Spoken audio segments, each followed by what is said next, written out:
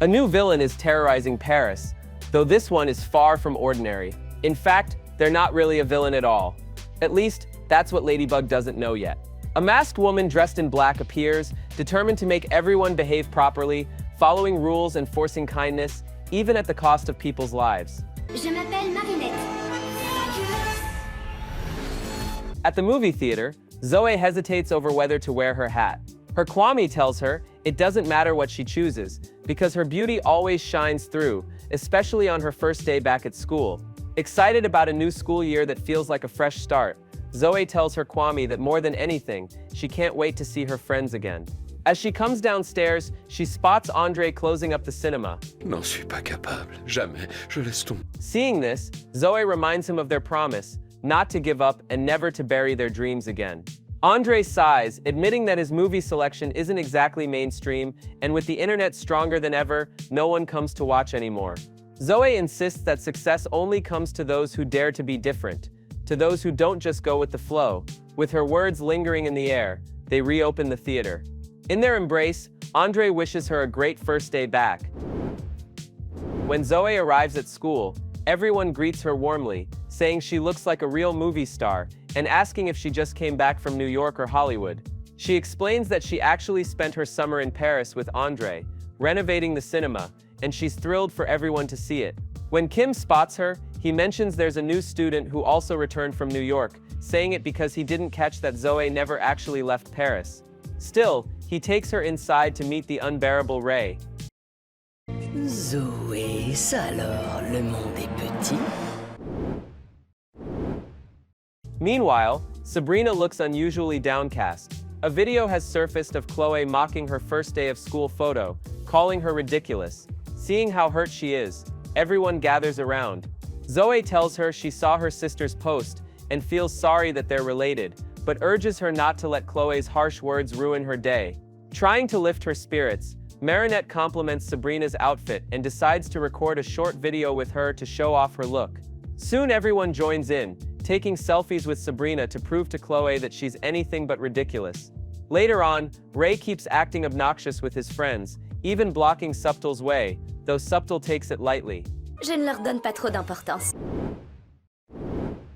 In class, Loic, Nelson, and Ray get even worse, especially toward poor Sabrina, who's still having a rough day. They even steal her book. Zoe, noticing this, shares hers with her. Still, the boys continue being disruptive, now trying to ruin Marinette's cake. Zoe witnesses it again and tries to stop Nelson, but Ray threatens her. N'y pense même pas, cafard. Sauf bien sûr si tu veux que tes nouveaux amis apprennent ce que tu as fait à New York. Unable to intervene right away, Zoe keeps an eye on Marinette and Adrien to protect the cake box. But Ray shows up again, this time with a video meant to frame Zoe. At that moment, Adrien reads what Nelson wrote, words claiming that only crumbs remain of love. Marinette insists she didn't write it and feels guilty, but Adrien, ever kind, reassures her that those words couldn't possibly be hers, and that she doesn't need to explain herself. Paulin suggests they should step in, but Zoe says she can't, though someone else could, the principal, who already has the 3 boys in his office for all the trouble they've caused on the first day of school. Ray, unbothered by authority, tells the principal that he's already called his father. Monsieur Pugnant? Just from his arrogance, it's clear why Ray is so unpleasant. He demands that the principal remove the tree blocking space for his helicopter to land. Outside, Zoe watches them. Mr. Punya tells Ray he never thought he had leadership potential, but now he can see it blooming. This frustrates Zoe, who feels powerless to stop any of it. In tears, she's comforted by Marinette, who tells her that Ray reminds her of the people who hurt her back in New York, realizing then that he's the same boy who once bullied Zoe there. You can always do something, Zoe, Marinette tells her softly, hugging her. On peut toujours faire quelque chose, Zoé. You can't keep being afraid of them. Yes, Ray's awful, but everything you've overcome makes you far stronger than he'll ever be. After school, Sabrina thanks Zoe for helping her in class. Just then, a guy starts blasting loud music to scare a baby, saying he hates kids, and forces Sabrina and a mother to change seats. When Sabrina gets off the bus, a man boards with his son in a wheelchair, but no one shows empathy. Everyone just looks away.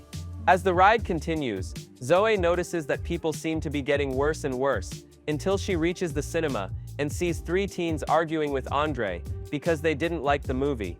Fed up with the day, Zoe tells Pauline she won't just stand by, this time she'll intervene. Now, wearing her black suit, she watches the men threatening her father. Andre apologizes that she had to see such a scene, saying that the customer is always right, even when they're not. Frustrated, Zoe goes to her room, wondering why her suit turned completely black. Pauline explains that it's because her day has been so dark. The suit simply reflected her emotions. À quoi bon être une super-héroïne si je ne les arrête pas? Later, as Vesperia, Zoe approaches Ladybug to ask if heroes should step in when people do wrong, even if they aren't akumatized. Ladybug tells her that if someone is doing harm, it's their duty to stop it, but no matter how many times a hero intervenes, they can't make people change. Ladybug concludes that it's important to be polite and kind, but when someone is consistently aggressive, you have every right to stand up for yourself. Elsewhere, Roth isn't having a great day either. Though he's usually unpleasant, now he's angry over a bad haircut, and suddenly finds himself transported to the Eiffel Tower. Meanwhile, Ray and his friends are causing trouble in the speedboats, ignoring orders and filling the motor with bubbles to annoy the officer, only to end up teleported onto a roller coaster, just like Roth. Then, Vesperia spots the same three men who were harassing her father, now bothering another innocent man. She forces them back into the theater to watch the movie Andre had chosen. On a bus, the driver rudely refuses to let Max get off. Vesperia intervenes again, but Max warns her that she's disrupting the system and contacts Ladybug. Cat Noir and Ladybug meet with Pegasus, who says he saw a hero interfering. Soon, Ladybug begins receiving reports of more heroes encountering this mysterious vigilante in black, who's disrupting the natural order. The bus driver claims she was in his vehicle, and then face to face with a panther. They also learn that Ray and his friends are in danger, and rush to save them, though of course, the boys show zero gratitude. While everyone wonders who's taking justice into their own hands, a giant robot suddenly appears. It begins to destroy parts of the city, but with help from the other heroes, Ladybug and Cat Noir manage to save several civilians. Ladybug notices something strange about the villain. He's acting like a baby, throwing tantrums and making the fight unpredictable. When Chrysalis speaks, it's revealed that the Akumatized victim is the boy from the bus, the one who said he hated babies. The robot's chest holds his phone. Using her Ultra Akuma, Ladybug receives a special phone case charm designed to trap him, but instead, she's the one who gets trapped. Cat Noir uses Cataclysm to free her, grab the phone and destroy it, but oddly, it simply dissolves. The heroes are unsettled. When they restore everything, including the boy's phone, they find videos of him mocking babies. His name is Sam, and he has a little sister, a baby who's far better behaved than he is. She even tells him they were looking for her diapers, the same ones he had just destroyed. T'es devenu trop méchant depuis qu'elle est née. Et alors, y en a plus que pour les bébés dans cette famille, de toute façon. C'est surtout toi qui as un gros bébé, Sam. In another video, the mysterious black heroine appears, forcing Sam to stand in the middle of a crowd dressed as a baby, becoming everyone's laughingstock. When Ladybug acquires another charm, she realizes something's off. Whatever's happening is inside the Akumatized victim, not outside. They call Vesperia to assist, and together they split up to free the boy from the robot and remove the Ultra Akuma. Once Sam is freed, everything happens quickly. We cut back to Cerise, still taking notes, seemingly feeling closer than ever to Ladybug. Finally, Ladybug tells Sam not to let jealousy control him.